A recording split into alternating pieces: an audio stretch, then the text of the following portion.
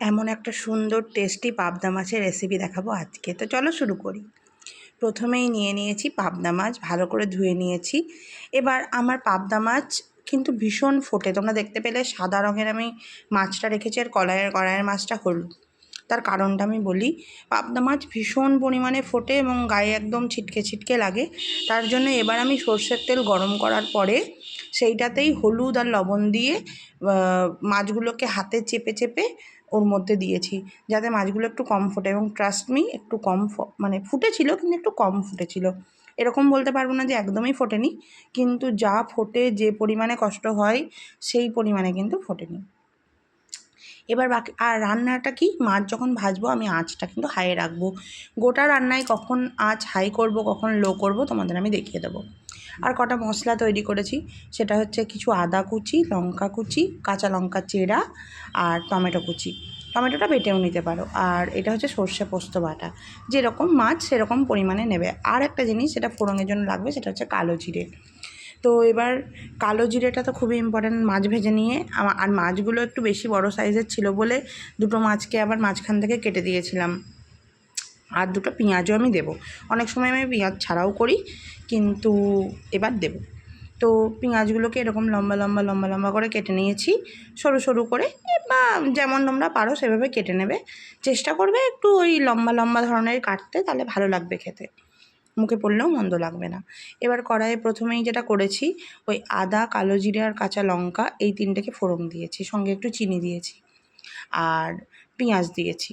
পেঁয়াজের যখন আমি ভাজতে দিই তখনই আমি একটু চিনি দেওয়ার চেষ্টা করি, যাতে পেঁয়াজ ভাজাটা অল্পতেই মানে রঙটা সুন্দরভাবে আসে আর একটা ফ্লেভার এনহ্যান্স হয়। পেঁয়াজের মধ্যে চিনি দিলে কিন্তু খুব ভালো ফ্লেভার এনহ্যান্স হয়। এই যে চিনিটা একটু কম দিয়েছিলাম ফোড়নে, একদম 2-3 দানা, তাই জন্য পেঁয়াজ ভাজার ওই চাপানোর পরে আর একটু চিনি দিয়ে দিয়েছিলাম।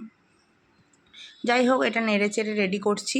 সেই রেডি করার সময় কিন্তু আমি আঁচটা একটু স্লো রেখেছি, দেখো দেখতে পাবে। আঁচটা যদি এখানে খুব হাই রাখতাম, মানে মাঝে মাঝে আঁচটা হাই করছিলাম বেরেস্তা করার জন্য, কিন্তু মোটামুটিভাবে মশলা যখনই কষাবে চেষ্টা করবে আঁচটা একদম লোয়ের দিক থেকে রাখতে। তাহলে কি হবে, অল্পতেই ব্রাউন হয়ে যাবে না। তবে যখন দেখবে অনেকটা হয়ে এসছে, তখন বেরেস্তা তোলার আগে একটু আঁচটা হাই করবে। আমি একটু বেরেস্তা তুলে রাখবো, দেখাচ্ছি তোমাদের কতটা তুলে রাখবো।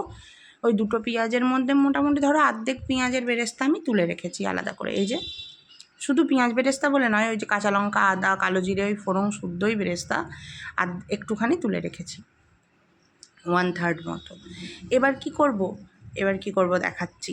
এই পেঁয়াজটা আর একটু গলিয়ে নেব এবং এই সময়ে এই টমেটোটা দিয়ে দেবো। এই টমেটোটা দেওয়ার কারণ হচ্ছে পেঁয়াজের সাথে টমেটোর যে ফ্লেভারটা খুব সুন্দরভাবে এনহ্যান্স হবে এবং মেল্ট হয়ে যাবে। যত ভালোভাবে পেঁয়াজ এবং টমেটোটা কষানো যাবে, তত সুন্দর এটা খেতে হবে। আচ্ছা, তোমরা কে কোথা থেকে দেখছো একটু কমেন্ট করো তো। আর আমার ভিডিও ভালো লাগলে অবশ্যই সাবস্ক্রাইব করে দিও। এই দেখেছো, আমি এই সময়ে কিন্তু একটু জিরে গুঁড়ো, একটু লঙ্কার গুঁড়োও দিয়ে দিয়েছি এর মধ্যে। কারণ হচ্ছে এটা যদি না দিই তাহলে ভাল লাগবে না। জিরে বাটাও তোমরা দিতে পারো, কিন্তু আমি জিরে আর বাটিনি, একটু লবণ দিয়ে ওটাকে কষিয়ে কষিয়ে নিয়েছি। যখন টমেটোটা হালকা গলে এসছে তখন লবণ দিয়েছি, যাতে ওই টমেটোটার মধ্যে থেকে জলটা বেরিয়ে যায় আর গলতে আর একটু সুবিধা হয়। তোমরা লবণটা পরেও চেক করে দিতে পারো। আমি মাছ ভাজার সময়ই লবণটা দিয়ে দিয়েছিলাম ওই তেলের মধ্যে, হলুদ আর লবণ দিয়ে, কিন্তু পরে আবার একটু দিয়েছি। এই যে যখন এরকম গলে এসছে তখন সর্ষে পোস্ত বাটাটা দিয়ে দিলাম।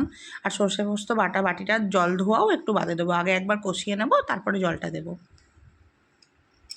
দেখতেই পাচ্ছ, খেতে কিন্তু এটা সত্যিই অসাধারণ হয় যদি নিজের মতো করে করতে পারো। পাবদা মাছ কেন, অন্য মাছেও তোমরা এইভাবে ট্রাই করে দেখতে পারো। আমি পাবদা মাছে এইভাবে করতে চেষ্টা করি, কারণ এটা আমার বাড়িতে সবাই খুব পছন্দ করে খেতে, তাই রায়তার শ্বশুর বাড়িতে। যাই হোক, এরকমভাবে সুন্দরভাবে কষিয়ে নেওয়ার পরে সর্ষে পোস্ত কিন্তু বেশি ভাজতে নেই, বেশি ভাজলে তেতো হয়ে যায়। এই হালকা করে ভেজে নিয়েই এবার ওই সর্ষে পোস্ত বাটি ধোয়া জলটা দিয়ে দেব।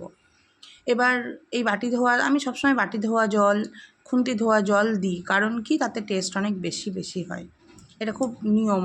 বা হাতে মেখে রান্না করলে দেখবে অনেক বেশি টেস্ট হয় এমনিতে রান্না করার থেকে। সেই জন্য দেখবে মাংসতে অনেকে কী করে, পেঁয়াজ, রসুন, আদা, টমেটো সব কিছু একদম মাখিয়ে চুখিয়ে রান্না করে, সেটা কিন্তু খেতে মন্দ হয় না। এবার যারা ভাববে যে একটু রসা রসা মতো করবে, তারা বেশি জল দেওয়ার প্রয়োজন নেই। আর যারা ভাববে না বাড়িতে ঝোল লাগবে, তারা এই একটু বেশি করেই জলটা দেবে। আমি এরকম পরিমাণে জল দিয়েছি, পরে আরেকটু জল দিয়েছিলাম। এবার আর কি, এবার ফুটে গেল, এই যে বলক উঠে গেলেই আমি এরকমভাবে মাছগুলোকে দিয়ে দেব। এই মাছগুলোকে দেওয়ার পরে একটুখানি ঢেকে রাখবো। ঢেকে রাখলে কি হবে, ঢেকে রাখার ফলে এটার টেস্টটা আর একটু এনহ্যান্স হবেই, মানে ভালো লাগবে খেতে। আর এই বেরেস্তা ভাজা আর কাঁচা লঙ্কাটা কী করব, এই যে এটা একটু ফুটে উঠলে বেরেস্তা আর কাঁচা লঙ্কাটা উপর থেকে এরকমভাবে দিয়ে দেব, যাতে খেতে ভালো লাগে।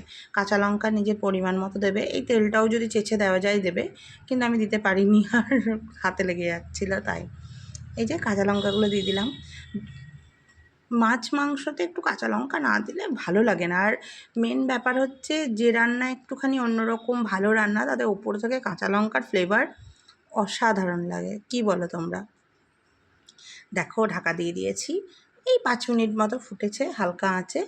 এবার এই দেখো ঢাকনা তুলে দেখাচ্ছি ঠিক কেমন দেখতে হয়েছে। খুবই ভালো হয়েছিল খেতে, ট্রাস্ট মি।